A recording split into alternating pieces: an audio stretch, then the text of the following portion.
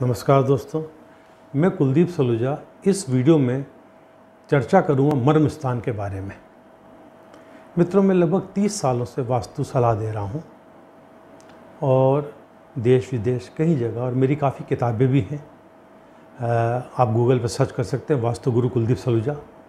और अभी मेरी एक किताब जो है साइंटिफिक वास्तु, संपूर्ण साइंटिफिक वास्तु जो किताब है, उसको नेशनल ट्रस्ट ऑफ इंडिया द्वारा जो है भारत सरकार की है, जो उन्होंने उसको अप्रूव किया है, उसका चयन किया है कि अब विदेशों में जब भी कोई एग्जीबिशन लगेगी जिसमें गवर्नमेंट पार्टिसिपेट करेगी, उसमें मेरी किताब नेशनल बुक ट्रस्ट ऑफ वाले उस पर डिस्प्ले ज़रूर करेंगे, लेके जाएंगे, डिस्प्ले करेंगे।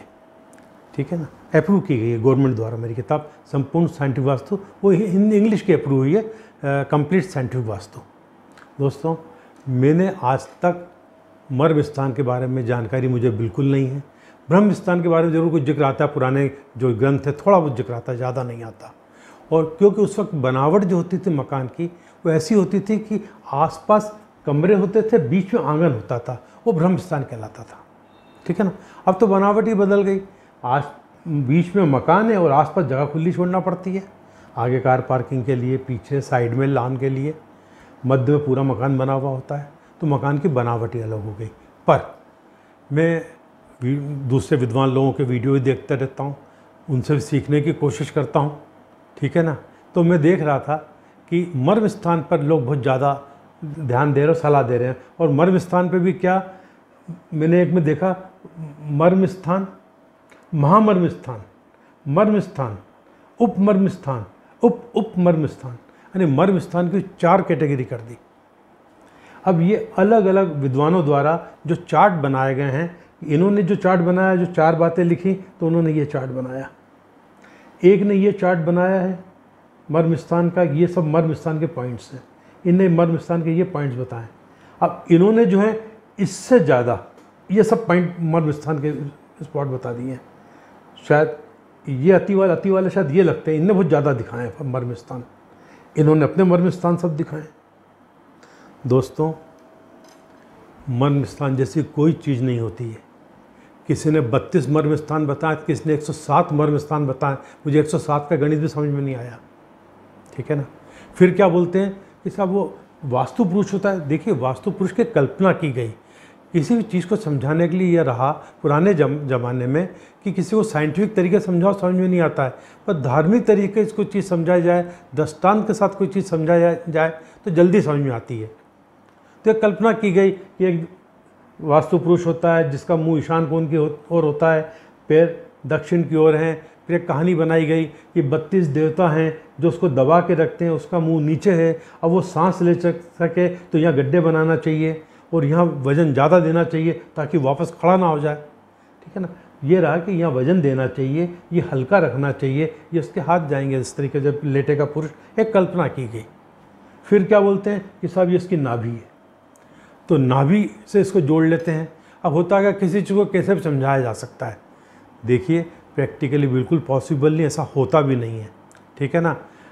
अब मैं एक वीडियो देख रहा था, महावास्तु के एक आचार्य बता रही थी कि वास्तु पुरुष खुद अपना बचाव करता है, वो अपना ध्यान रखता है क्योंकि मर्म स्थान पर उसका शरीर का अंग ना आ जाए।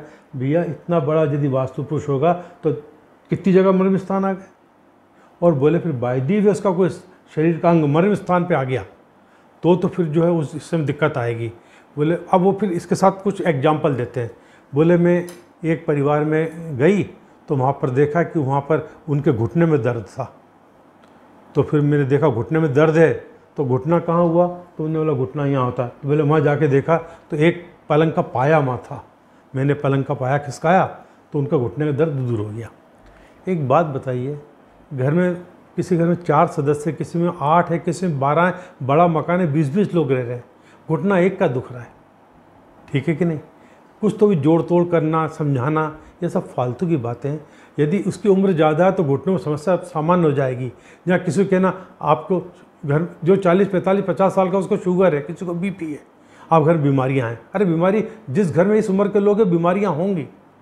सवाल ये आता है कि ये सामान्य सब चीज़ें हैं। ठीक है ना। ऐसा कोई घर बचा हुआ नहीं है जिसने वास्तु से अगर बना रखा है उसके भी सब समस्याएं होती हैं, पर अनहोनी नहीं होती। सामान्य जीवन चलता रहता है, कम दवाइयों से आराम रहता है, लंबी उम्र जीते हैं और फिर समय आने पर होनी होती है, अनहोनी नहीं होती उस घर में। ठीक है ना। किसी ने बोला कि एक घर पे मैं गया तो वहाँ पर उनके घर पे जो है उन्होंने बोला हमारे सिर में बहुत दर्द रहता है। तो मेरे को मैंने देखा ईशान कोण में उनके यहाँ पर एक टेबल रखा हुआ था और टेबल के ऊपर बहुत बड़ा वेसल रखा हुआ था, यानी फूलदान रखा हुआ था। मैंने वहाँ से हटाया और दूसरे उनका सिर दर्द दूर हो गया। ये सब फालतू की बातें, गलत बातें, गलत बयानियाँ करते हैं। सबसे पहले तो जो इस तरह की बात करता है, पहले देखिए उसका खुद का जीवन कैसा है, वो ज़िंदगी में तरक्की कर पाया, क्या वो सुखी है, उसके घर में कोई बीमार नहीं है, उसके बच्चे तरक्की कर रहे हैं, उसके बच्चे उसके कहने पे हैं। देखिएगा आप पाएंगे कि कई समस्याओं से ग्रसित है। मैं कईयों को जानता हूँ, कई वास्तुविदों के घरों का वास्तु मैंने किया है।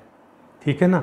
खुद परेशान है, पर हाँ बातचीत करने में मुझसे ज़्यादा होशियार है। उनकी बातचीत बड़ी प्रभावशाली है और वो प्रभावित कर देते अपनी बातों से। वो मंच के मदारी हैं, वो मजमा जमा लेते हैं, बातचीत करके समझा देते हैं और आदमी उनके प्रभाव में आ जाता है। दोस्तों, ना तो कोई मर्म स्थान होता है, ना कोई अति मर्म स्थान होता है। आप तो सामान्यतः एक कंपास देखिए, एक कंपास है, ये नॉर्थ है, ये ईस्ट है, ये साउथ है, ये वेस्ट है, 4 दिशाएं।